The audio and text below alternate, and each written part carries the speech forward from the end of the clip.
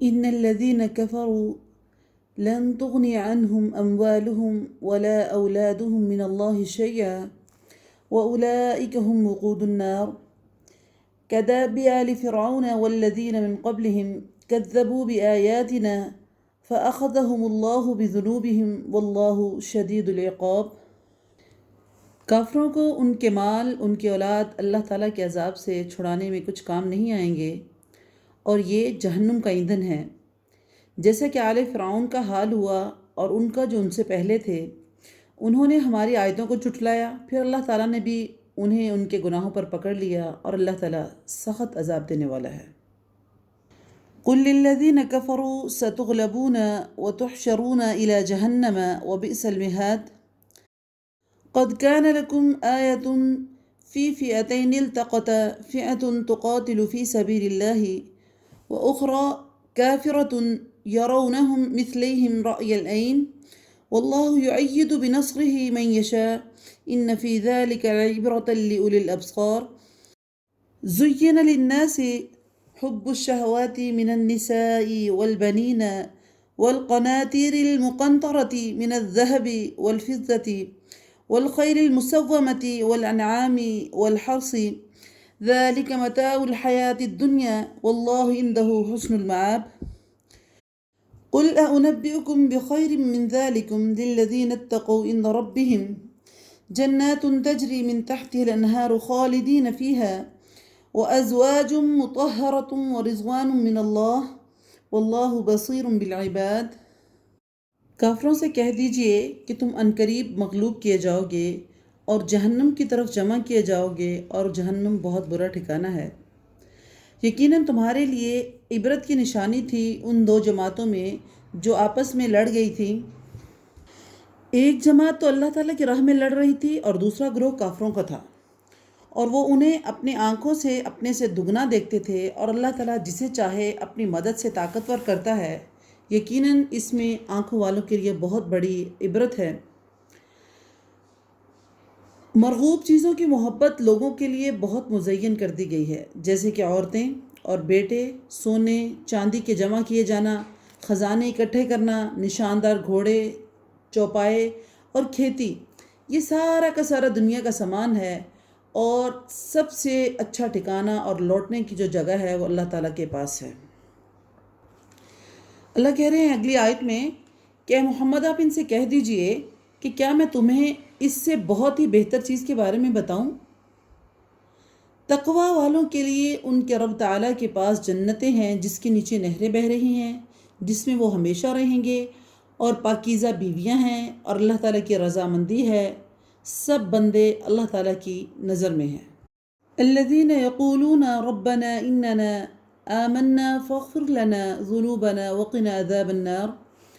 الصابرین والصادقین والقانتین والمنفقین والمستغفرین بالاسحار۔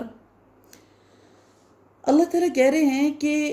وہ لوگ جو کہتے ہیں کہ اے ہمارے رب ہم ایمان لا چکے، اس لیے ہمارے گناہوں کو معاف کر دے، ہمیں جہنم کی آگ سے بچا، جو صبر کرنے والے ہیں، سچ بولنے والے ہیں، فرما برداری کرنے والے ہیں، اللہ کے راستے پہ خرچ کرنے والے ہیں، اور پچھلی رات یعنی سحری کے وقت یا تہجد کے وقت اللہ سے بخشش مانگنے والے ہیں۔ اللہ پچھلی آیتوں میں دنیا کے مال کی طرف توجہ دلانے کے بعد، اس کو واضح کرنے کے بعد کہ دنیا کے مال میں یہ چیزیں ہوتی ہیں، لیکن اللہ رب العزت اس کو اس کے ساتھ مقابلتاً بیان کر رہے ہیں کہ لوگوں جان لو کہ وہ لوگ جو میرے پر ایمان لے کر آئے ہیں اور جو مجھے کہتے ہیں کہ ہمارے رب ہمیں معاف کر دے، ہمیں آگ کے عذاب سے بچا لے، جو سچ بولتے ہیں، جو صبر کرتے ہیں، جو فرما برداری کرتے ہیں، اللہ کے راستے پر خرچ کرتے ہیں، اور پچھلی رات یعنی تہجد کے وقت اٹھ کر اپنے رب کے سامنے بخشش مانگتے ہیں، دعائیں کرتے ہیں، نماز پڑھتے ہیں، قیام کرتے ہیں، وہ ان کی نسبتاً بہت اعلیٰ اور بہترین ہے۔ شہد اللہ انہ لا الہ الا ہوا والملائکۃ وأولو العلم قائما بالقسط لا الہ الا هو العزیز الحکیم۔ اللہ تعالیٰ، فرشتے اور اہل علم اس بات کی گواہی دیتے ہیں کہ اللہ کے سوا کوئی معبود نہیں ہے، اور وہ عدل کو قائم رکھنے والا ہے، اس غالب اور حکمت والے کے سوا کوئی بھی عبادت کے لائق نہیں ہے۔ ان الدین عند اللہ الاسلام وما اختلف الذین اوتوا الكتاب الا من بعد ما جاءهم العلم بغیا بینہم ومن يكفر بآيات الله فإن الله سريع الحساب فإن حاجوك فقل أسلمت وجهي لله ومن اتبعني وقل للذين أوتوا الكتاب والأميين أأسلمتم فإن أسلموا فقد اهتدوا وإن تولوا فإنما عليك البلاغ والله بصير بالعباد۔ بے شک اللہ کے نزدیک دین اسلام ہی ہے، اور اہل کتاب نے اپنے پاس علم آ جانے کے بعد آپس کی سرکشی اور حسد کی بنا پر اختلاف کیا، اور اللہ تعالیٰ کی آیتوں کے ساتھ جو بھی کفر کرے اللہ تعالیٰ اس کا جلد حساب لینے والا ہے۔ پھر بھی اگر یہ آپ سے جھگڑا کریں، یعنی محمد رسول اللہ صلی اللہ علیہ وسلم سے جھگڑا کریں، تو آپ کہہ دیں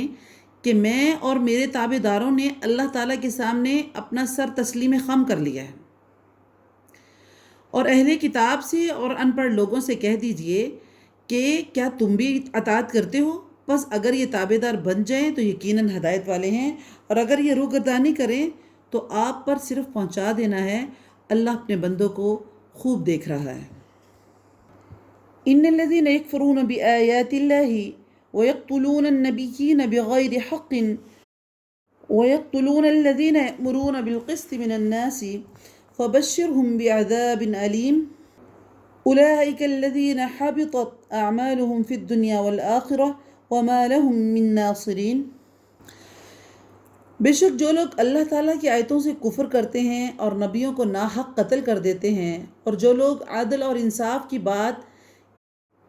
کہیں انہیں بھی قتل کر دیتے ہیں، تو اے نبی ان کے لیے دردناک عذاب ہے۔ یہی وہ لوگ ہیں جن کے اعمال کو اللہ نے دنیا میں بھی ضائع کر دیا ہے اور آخرت میں بھی ضائع کر دیا ہے،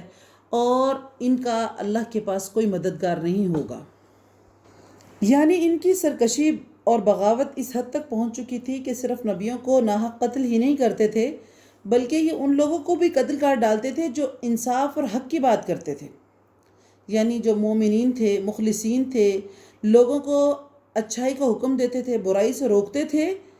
تو اللہ رب العزت نے ایسے لوگوں کا تذکرہ اپنے نبیوں کے ساتھ فرما کر ان کی عظمت اور فضیلت کو بھی واضح کر دیا کہ اگر صحیح جو دین کو سمجھانے والا ہے، پڑھانے والا ہے، وہ اس کی عزت، اس کا وقار اور اس کی اہمیت، عظمت اللہ نے نبیوں کے ساتھ ذکر کر کے بیان کر دی ہے کہ وہ بہت عزت والا ہے۔ تو آج دیکھیں ہمارا بھی یہی کام ہے کہ جو ہم میں انصاف کی بات کرے، سچی گواہی دے، جھوٹ سے باز آ جائے، وہ بندہ ہمیں برا بھی لگتا ہے اور ہم اس کی جان لینے تک آ جاتے ہیں۔ یعنی ہمارے میں بھی وہی آتے موجود ہیں جو پہلی قوموں میں موجود تھیں۔ أَلَمْ تَرَ إِلَى الَّذِينَ أُوتُوا نَصِيبًا مِنَ الْكِتَابِ يُدْعَوْنَ إِلَى كِتَابِ اللَّهِ لِيَحْكُمَ بَيْنَهُمْ ثُمَّ يَتَوَلَّى فَرِيقٌ مِّنْهُمْ وَهُمْ مُعْرِضُونَ ذَلِكَ بِأَنَّهُمْ قَالُوا لَن تَمَسَّنَا النَّارُ إِلَّا أَيَّامًا مَّعْدُودَاتٍ وَغَرَّهُمْ فِي دِينِهِمْ مَا كَانُوا يَفْتَرُونَ فَكَيْفَ إِذَا جَمَعْنَاهُمْ لِيَوْمٍ لَّا رَيْبَ فِيهِ وَوُفِّيَتْ كُلُّ نَفْسٍ مَّا كَسَبَتْ وَهُمْ لَا يُظْلَمُونَ۔ کیا آپ نے انہیں نہیں دیکھا جنہیں ایک حصہ کتاب کا دیا گیا ہے،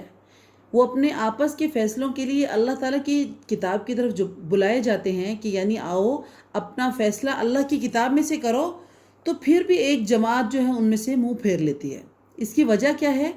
ذَلِكَ بِأَنَّهُمْ، اس کی وجہ یہ ہے کہ ان کا یہ کہنا ہے کہ ہم تو گنے چنے دن کے لیے ہی آگ میں جلائے جائیں گے۔ یہ ان کی گھڑی ہوئی باتیں ہیں، اور انہی گھڑی ہوئی باتوں نے انہیں ان کے دین کے بارے میں دھوکے میں ڈال رکھا ہے۔ اللہ کہتے ہیں ان سے پوچھئے فَكَيْفَ إِذَا جَمَعْنَاهُمْ لِيَوْمٍ لَّا رَيْبَ فِيهِ، اس وقت ان کا کیا حال ہوگا جب ہم انہیں اس دن جمع کریں گے جس کے آنے میں کوئی شک نہیں ہے، اور ہر شخص جو ہے اپنا اپنا پورا بدلہ دیا جائے گا اور کسی پر بھی ظلم نہیں کیا جائے گا۔ یعنی آج یہ جھوٹ بول رہے ہیں یا یہ سمجھ رہے ہیں کہ ہم نے جتنے دن اللہ کی نافرمانی کی صرف اتنے دن ہمارے اوپر اللہ کا عذاب آنا ہے، تو ہمیں دنیا میں نیکی کرنے کی اب کوئی ضرورت نہیں ہے۔ تو یہ دیکھیں اللہ رب العزت ان کے بارے میں یہ بات کر رہے ہیں کہ ان کی حالت کیا ہوگی، اس وقت ان کا حال کیا ہوگا جب میں ان کو جمع کروں گا ایسے دن جس کے بارے میں کوئی شک نہیں ہے، یعنی قیامت کا دن۔ قل اللہم مالک الملک تؤتی الملک من تشاء وتنزع الملک ممن تشاء وتعز من تشاء وتضل من تشاء بیدک الخیر انک علی کل شیء قدیر تولج اللیل فی النہار وتولج النہار فی اللیل وتخرج الحی من المیت وتخرج المیت من الحی وترزق من تشاء بغیر حساب۔ قل اللہم مالک الملک، آپ کہہ دیجئے اے اللہ، اے تمام جہانوں کے مالک، تو جسے چاہے بادشاہی دے، جس سے چاہے بادشاہی چھین لے، تو جسے چاہے عزت دے، جسے چاہے ذلت دے، تیرے ہاتھ میں ہی ساری بھلائیاں ہیں، بے شک تو ہر چیز پر قادر ہے۔ اب اللہ اگلی آیت میں اپنی قدرت کو بیان کر رہا ہے کہ اللہ کیسے قادر ہے، کیا کیا چیزیں اللہ کے ہاتھ میں ہیں، اس میں سے چند کا ذکر کر رہا ہے۔ اللہ کہہ رہے ہیں کہ تولج اللیل فی النہار، یعنی نبی جب اللہ سے بات کرتے ہیں تو اس طرح بات کرتے ہیں کہ اللہ تو ہی ہے جو رات کو دن میں داخل کرتا ہے اور دن کو رات میں لے کر جاتا ہے، بے جان کو جاندار کر دیتا ہے اور جاندار کو بے جان کر دیتا ہے، تو ہی ہے جسے چاہتا ہے تو بے شمار روزی دیتا ہے۔ یعنی یہ ساری طاقت جو ہے یہ کس کے ہاتھ میں ہے؟ صرف اللہ رب العزت کے ہاتھ میں ہے۔ لا يتخذ المؤمنون الكافرين أولياء من دون المؤمنين ومن يفعل ذلك فليس من الله في شيء إلا أن تتقوا منهم تقاتا ويحذركم الله نفسه وإلى الله المصير قل إن تخفوا ما في صدوركم أو تبدوه يعلمه الله ويعلم ما في السماوات وما في الأرض والله على كل شيء قدير يوم تجد كل نفس ما عملت من خير محصرا وما عملت من سوء تود لو أن بينها وبينه أمدا بعيدا ويحذركم الله نفسه والله رؤوف بالعباد۔ اللہ رب العزت اب فرما رہے ہیں کہ مومنوں کو چاہیے کہ ایمان والوں کو چھوڑ کر کافروں کو اپنا دوست نہ بنائیں، اور جو ایسا کرے گا وہ اللہ تعالیٰ کی کسی حمایت میں نہیں ہے مگر یہ کہ ان کے شر سے کسی طرح بچاؤ مقصود ہو، اور اللہ تعالیٰ خود تمہیں اپنی ذات سے ڈرا رہا ہے اور اللہ تعالیٰ کی طرف ہی لوٹ کر جانا ہے۔ یعنی اللہ رب العزت اس میں کہہ رہے ہیں کہ کافروں سے دوستی نہیں کرنی چاہیے، لیکن ایک صورت میں کر سکتے ہیں کہ ان کے کسی شر سے اگر بچنا ہو۔ وہ کیا صورت ہے؟ یہ اجازت ان مسلمانوں کے لیے ہے جو کافر حکومت میں رہتے ہوں، کہ اور اس صورت میں اگر وہ ان کے ساتھ دوستی کا اظہار نہیں کریں گے تو ان کے شر سے بچنا جو ہے ممکن نہیں ہے۔ تو زبان اور ظاہری طور پر آپ ان سے دوستی کا اظہار کر سکتے ہیں، لیکن آج صورتحال اس کے برعکس ہے کہ ہم دلی طور پر ان سے بڑی محبت کرتے ہیں۔ ہماری وش ہوتی ہے کہ کوئی ہمارا جو ہے باہر گورا کوئی رہتا ہو جس سے ہمارا تعلق بن جائے، جو ہمیں دل سے اس سے ہم محبت کر رہے ہوتے ہیں، دل سے ہم چاہ رہے ہوتے ہیں کہ ہم ان کے دوست بن جائیں، حالانکہ وہ ہمارے دشمن ہیں۔ کہہ دیجئے کہ خواہ تم اپنے سینوں کی بات چھپاؤ یا اسے ظاہر کرو، اللہ تعالیٰ اسے جانتا ہے۔ آسمانوں اور زمینوں میں جو کچھ ہے سب اسے معلوم ہے، اور اللہ تعالیٰ ہر چیز پر قادر ہے۔ جس دن ہر شخص اپنی کی ہوئی نیکیوں کو اور اپنی کی ہوئی برائیوں کو اپنے سامنے پالے گا، اور وہ خواہش کرے گا کہ کاش اس کے اور اس کے برائیوں کے درمیان بہت بڑی دوری ہو جاتی۔ اللہ تعالیٰ تمہیں اپنی ذات سے ڈرا رہا ہے، اور اللہ تعالیٰ اپنے بندوں پر بڑا ہی مہربان ہے۔ قل ان کنتم تحبون اللہ فاتبعونی یحببکم اللہ ویغفر لکم ذنوبکم واللہ غفور رحیم قل اطیعوا اللہ والرسول فإن تولوا فإن اللہ لا يحب الکافرین۔ کہہ دیجئے محمد رسول اللہ صلی اللہ علیہ وسلم، لوگوں کو کہہ دیجئے کہ اگر تم اللہ سے محبت رکھتے ہو تو میری تابعداری کرو، یعنی کہ اگر اللہ سے محبت رکھتے ہو تو محمد رسول اللہ صلی اللہ علیہ وسلم کی پیروی کرو۔ تو اگر تم اللہ سے محبت رکھتے ہوئے محمد رسول اللہ صلی اللہ علیہ وسلم کی پیروی کرو گے تو کیا ہوگا؟ یحببکم اللہ، اللہ تمہیں خود محبت کرے گا اور تمہارے گناہوں کو معاف فرما دے گا۔ اللہ تعالیٰ بڑا بخشنے والا مہربان ہے۔ اور کہہ دیجئے کہ اللہ تعالیٰ اور اس کے رسول کی اطاعت کرو، اگر یہ منہ پھیر لیں تو بے شک اللہ تعالیٰ کافروں سے محبت نہیں کرتا۔ ان اللہ اصطفى آدم ونوحا وآل ابراہیم وآل عمران علی العالمین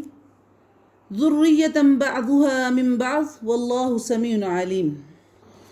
بے شک اللہ تعالیٰ نے تمام جہانوں کے لوگوں میں سے آدم علیہ الصلاۃ والسلام کو اور نوح علیہ الصلاۃ والسلام کو، ابراہیم علیہ الصلاۃ والسلام کے خاندان اور عمران کے خاندان کو منتخب فرما لیا۔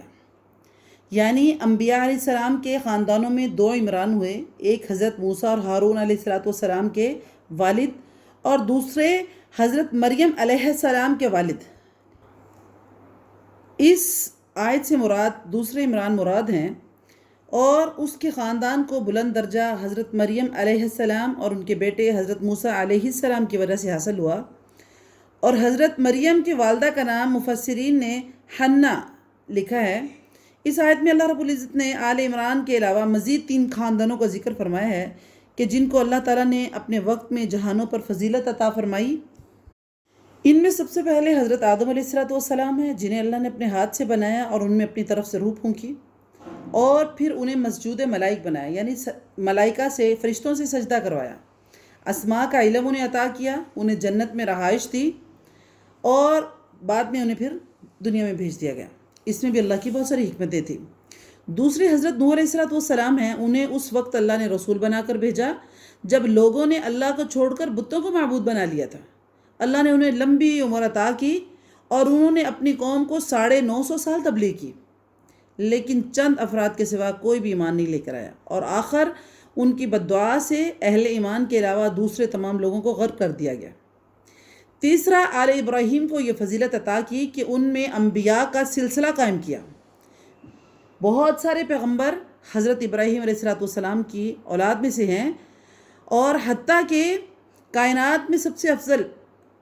حضرت محمد رسول اللہ صلی اللہ علیہ وسلم بھی حضرت ابراہیم علیہ السلام کے بیٹے حضرت اسماعیل علیہ السلام کی نسل میں سے ہوئے۔ اذ قالت امرأة عمران رب انی نذرت لك ما في بطني محررا فتقبل مني انك انت السميع العليم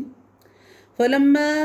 وضعتها قالت رب انی وضعتها انثى والله اعلم بما وضعت وليس الذكر كالانثى وإني سميتها مريم وإني أعيذها بك وذريتها من الشيطان الرجيم فتقبلها ربها بقبول حسن وأنبتها نباتا حسنا وكفلها زكريا كلما دخل عليها زكريا المحراب وجد عندها رزقا قال يا مريم أنى لك هذا قالت هو من عند الله ان اللہ یرزق من یشاء بغیر حساب۔ جب عمران کی بیوی نے کہا، اے میرے رب، میرے پیٹ میں جو کچھ ہے اسے میں تیرے نام پر آزاد کرنے کی نظر مانتی ہوں، تو اسے میری طرف سے قبول فرما، بے شک تو سننے والا اور جاننے والا ہے۔ لیکن جب انہوں نے پیدا کیا تو وہ بچی کو پیدا کیا، کہنے لگے، اے پروردگار، مجھے تو لڑکی پیدا ہوئی ہے۔ اللہ تعالیٰ کو خوب معلوم ہے کہ کیا اولاد پیدا ہوئی ہے، اور لڑکا جو ہے وہ لڑکی جیسا نہیں ہے، اور میں اس کا نام میں نے مریم رکھا ہے، اور میں اسے اور اس کی اولاد کو شیطان مردود سے تیری پناہ میں دیتی ہوں۔ بس اسے اور اس کے پروردگار نے اچھی طرح قبول فرمایا اور اسے بہترین پرورش دی۔ اس کی خیر خبر لینے والے زکریا علیہ الصلاۃ والسلام کو بنایا۔ جب کبھی زکریا علیہ الصلاۃ والسلام ان کے حجرے میں جاتے تو ان کے پاس بہت سارا رزق دیکھتے ہیں پھلوں کی صورت میں، تو پوچھتے ہیں، مریم یہ روزی کہاں سے آئی ہے تمہارے پاس؟ تو مریم سلام اللہ علیہ فرماتی کہ بے شک یہ تو میرا رب کی طرف سے ہے، بے شک اللہ تعالیٰ جسے چاہے بے شمار رزق دیتا ہے۔ اللہ تعالیٰ نے جن 3 خاندانوں کا ذکر فرمایا ان میں سے یہ عمران جو حضرت مریم علیہ الصلاۃ والسلام کے والد تھے، ان کی بیوی کا بھی ذکر کیا کہ ان کو جب بچہ پیدا ہونے والا ہوا تو انہوں نے اللہ سے نظر مانگی کہ اللہ جو میرے پیٹ میں بچہ ہے اس کو میں تیرے نام پر مقرر کرتی ہوں اور اسے تیرے رستے پر قربان کروں گی، تیرے رستے پر لگاؤں گی۔ لیکن جب وہ بچہ پیدا ہوا تو وہ لڑکی تھی، تو کہنے لگی، یا اللہ یہ تو لڑکا نہیں ہے بلکہ لڑکی ہے۔ حالانکہ اللہ تعالیٰ جانتا ہے کہ لڑکا ہے یا لڑکی ہے، اور دوسری بات یہ ہے کہ لڑکا جو ہے وہ لڑکی جیسا اور لڑکی لڑکے جیسے نہیں ہو سکتی۔ کہنے لگی، اللہ میں اس کا نام مریم رکھتی ہوں کیونکہ میں نے اس کو تیرے رستے پر چلانے کی نظر مان لی ہے، اس لیے میں اس کا نام مریم رکھ رہی ہوں، اور میں اس کے لیے دعا مانگتی ہوں کہ اس کو اور اس کے اولاد کو شیطان مردود کے چھونے سے اور اس کے بہکانے سے بچا لینا۔ اور یہی ہوا، جب حضرت مریم علیہ الصلاۃ والسلام کے ہاں بچہ پیدا ہوا تو جس طرح شیطان کوئی بھی بچہ پیدا ہوتا ہے اس کو چھوتا ہے، جس سے وہ بچہ روتا ہے، چلاتا ہے، لیکن حضرت مریم کی والدہ کی دعا کی وجہ سے اللہ رب العزت نے حضرت مریم علیہ السلام کو بھی بچایا اور ان کے بچے حضرت عیسیٰ علیہ السلام کو بھی شیطان کے چھونے سے محفوظ رکھا۔ بعد میں حضرت مریم علیہ السلام کے والدین جو ہیں وہ دنیا سے رخصت ہو گئے،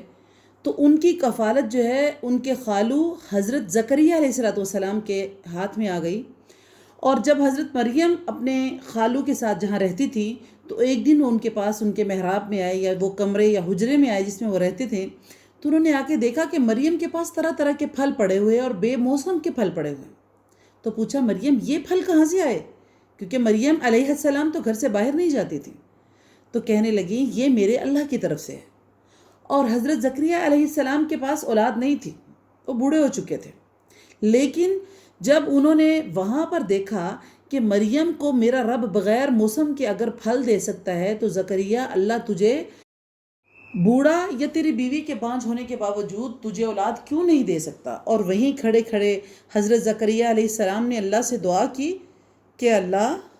تو مجھے پاک اولاد عطا فرما۔ اگلی آیت میں دیکھتے ہیں، اسی کا ذکر آ رہا ہے۔ هنالك دعا زكريا ربه قال ربي هب لي من لدنك ذرية طيبة إنك سميع الدعاء فنادته الملائكة وهو قائم يصلي في المحراب أن الله يبشرك بيحيى مصدقا بكلمات من الله وسيدا وحصورا ونبيا من الصالحين قال رب أنى يكون لي غلام وقد بلغني الكبر وامرأتي آقر قال كذلك الله يفعل ما يشاء قال رب اجعل لي آية قال آيتك ألا تكلم الناس 3 أيام إلا رمزا واذكر ربك كثيرا وسبح بالعشي والإبكار۔ اسی جگہ زکریا علیہ السلام نے اپنے رب سے دعا کی اور کہا ہے میرے رب، میرے پروردگار، مجھے اپنے پاس سے پاکیزہ اولاد عطا فرما، بے شک تو دعا کا سننے والا ہے۔ بس فرشتوں نے انہیں آواز دی اور کہا کہ اللہ تجھے ایک بیٹے یحییٰ کی خوشخبری دیتا ہے۔ اور اس وقت وہ اپنے حجرے میں نماز پڑھ رہے تھے، اور وہ بیٹا ایسا ہے جو اللہ تعالیٰ کے کلمہ کی تصدیق کرنے والا ہے، سردار ہے، ضبط نفس ہے، نبی ہے اور نیک لوگوں میں سے ہے۔ کہنے لگے میرے رب، میرے ہاں بچہ کیسے پیدا ہوگا؟ میں تو بالکل بوڑھا ہو گیا ہوں، میری بیوی بانجھ ہے۔ فرمایا اسی طرح اللہ تعالیٰ جسے چاہتا ہے جو عطا کرتا ہے۔ کہنے لگے پروردگار میرے لیے اس کی کوئی نشانی بتائیے، نشانی مقرر کر دیجئے۔ فرمایا نشانی یہ ہے کہ 3 دن تک تو لوگوں سے بات نہیں کرے گا سوائے اشارے سے، تو اپنے رب کا ذکر دن رات کثرت سے صبح و شام کر اور اس کی تسبیح بیان کرتا رہے، یہی تیرے لیے نشانی ہے۔ حضرت زکریا علیہ السلام نے نشانی اس لیے چاہی کہ بڑھاپے میں موجزانہ طور پر اولاد کی خوشخبری سن کر ان کا اشتیاق میں اتنا اضافہ ہوا تو کہنے لگے واقعی کہ ایسا ہو سکتا ہے؟ مجھے کوئی نشانی دیجئے جس سے مجھے معلوم ہو کہ میں واقعی اللہ کی طرف سے مجھے اولاد دی جا رہی ہے۔ تو اللہ رب العزت نے فرمایا تیری زبان جو ہے 3 دن کے لیے بند ہو جائے گی۔ یعنی کہ حضرت یہ نہیں کہ اللہ نے یہ کہا کہ بولنا نہیں ہے، مطلب یہ ہے کہ اللہ کی طرف سے 3 دن تک تو بول ہی نہیں سکے گا۔ یہ نشانی تھی کہ اللہ کی بات سچی ہے۔ اور حضرت زکریا علیہ السلام اس خوشخبری کے بعد 3 دن تک ان کی زبان بول نہیں سکی اور وہ صرف اشارے سے لوگوں سے بات کر سکتے تھے۔ یہ اللہ نے ان کو نشانی دی کہ واقعی اللہ تمہیں ایک بیٹا عطا کر رہے ہیں جس کا نام یحییٰ ہے، جو سردار ہے اور وہ نبی ہے اور وہ نیکوکاروں میں سے ہوگا۔ لیکن اللہ نے یہاں ایک حد مقرر کر دی کہ اس خاموشی کا مطلب یہ نہیں کہ تو چپ کر کے بیٹھ جائے گا، نہیں، بلکہ یہ کہا گیا کہ اس خاموشی میں کثرت سے صبح و شام اللہ کی تسبیح بیان کر، تاکہ اللہ جو تجھے نعمت دے رہا ہے، جو تجھے نعمت ملنے والی ہے، اس کا شکریہ ادا ہو۔ اس سے ہمیں یہ بھی پتہ چلتا ہے کہ اگر اللہ ہمیں کوئی نعمت دے تو ہمیں اسی حساب سے اللہ کا زیادہ سے زیادہ شکر ادا کرنا چاہیے۔ وَإِذْ قَالَتِ الْمَلَائِكَةُ يَا مَرْيَمُ إِنَّ اللَّهَ اصْطَفَاكِ وَطَهَّرَكِ وَاصْطَفَاكِ عَلَى نِسَاءِ الْعَالَمِينَ يَا مَرْيَمُ اقْنُتِي لِرَبِّكِ وَاسْجُدِي وَارْكَعِي مَعَ الرَّاكِعِينَ ذلك من انباء الغیب نوحیہ الیک وما كنت لديهم اذ يلقون اقلامهم ایہم یکفل مریم وما كنت لديهم اذ یختصمون۔ اب یہاں اس رکوع میں اللہ رب العزت حضرت عیسیٰ علیہ السلام کی ولادت کا ذکر کر رہے ہیں کہ کس طرح اللہ رب العزت نے مریم سلام اللہ علیہا کو بیٹا عطا کیا۔ تو اس وقت فرشتوں نے آ کر کہا، اللہ اس آیت کا ذکر کر رہے ہیں کہ اذ قالت الملائکۃ یا مریم، اور جب فرشتوں نے کہا اے مریم، اللہ تعالیٰ تجھے ایک کلمہ کی خوشخبری دیتا ہے جس کا نام مسیح عیسیٰ بن مریم ہے، جو دنیا اور آخرت میں عزت والا ہے اور وہ میرے مقربوں میں سے ہے۔ کلمہ سے مراد ہے کہ حضرت عیسیٰ علیہ السلام کو کلمہ یا کلمۃ اللہ اس لیے کہا گیا کہ ان کی جو ولادت ہوئی تھی وہ ایک معجزہ تھی۔ عام جو انسانی اصول تھے اس کے برعکس تھی، باپ کے بغیر تھی، اللہ کی خاص قدرت اور اس کے کلمہ کن کی تخلیق تھی، اس وجہ سے اسے کلمہ کہا گیا۔ اور اگلی بات کی، فرشتے نے کہا کہ وہ بچہ ایسا ہوگا جو اپنے گہوارے ماں کے گود میں ہی باتیں کرے گا اور ادھیڑ عمر میں بھی لوگوں سے باتیں کرے گا اور وہ نیکوکاروں میں سے ہوگا۔ قالت رب انا یکون لی ولد ولم یمسسنی بشر قال كذلك الله يخلق ما يشاء وإذا قضى أمرا فإنما يقول له كن فيكون ويعلمه الكتاب والحكمة والتوراة والإنجيل ورسولا إلى بني إسرائيل إني قد جئتكم بآية من ربكم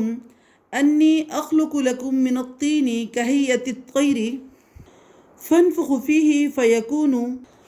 طيرا بإذن الله أبرئ الأكمه والأبرص وأحيي الموت بإذن الله وأنبئكم بما تأكلون وما تدخرون في بيوتكم إن في ذلك لآية لكم إن كنتم مؤمنين۔ حضرت مریم نے فرشتے کو جواب دیا، کہنے لگی اللہ مجھے لڑکا کیسے ہوگا، حالانکہ مجھے تو کسی انسان نے ہاتھ بھی نہیں لگایا۔ فرشتے نے کہا اللہ اسی طرح جو چاہے پیدا کرتا ہے، اور جب وہ کبھی کسی کام کا ارادہ کرتا ہے، اسے کرنا چاہتا ہے تو صرف یہ کہہ دیتا ہے کہ کن ہو جا، تو وہ ہو جاتا ہے۔ اور اللہ تعالیٰ اسے لکھنا، حکمت، تورات اور انجیل سکھائے گا۔ کس کو؟ حضرت عیسیٰ علیہ السلام کو، جو پیدا ہونے والے بچے کی بات کی جا رہی ہے۔ اور وہ بنی اسرائیل کی طرف رسول ہوگا کہ میں تمہارے پاس رب کی نشانیاں لایا ہوں، میں تمہارے لیے پرندے کی شکل کی طرح کا مٹی کا پرندہ بناتا ہوں، پھر میں اس میں پھونک مارتا ہوں تو اللہ کے حکم سے پرندہ بن جاتا ہے، اور اللہ کے حکم سے میں ماں کے پیٹ سے پیدا ہوئے اندھے کو اور کوڑی کو اچھا کر دیتا ہوں اور مردے کو زندہ کر دیتا ہوں، اور جو کچھ تم کھاؤ اس کو بھی، اور جو کچھ تم اپنے گھروں میں ذخیرہ کرو میں وہ بھی تمہیں بتا دیتا ہوں۔ اس میں تمہارے لیے بڑی نشانیاں ہیں اگر تم ایمان والے ہو۔ یعنی وہ ایسا رسول ہوگا جو یہ باتیں بتائے گا کہ میں یہ کر سکتا ہوں۔ اللہ رب العزت یہ حضرت مریم علیہ السلام کو بتا رہے ہیں کہ تیرے گھر میں جو عیسیٰ علیہ السلام پیدا ہونے والے ہیں ان میں یہ کوالٹیز ہوں گی۔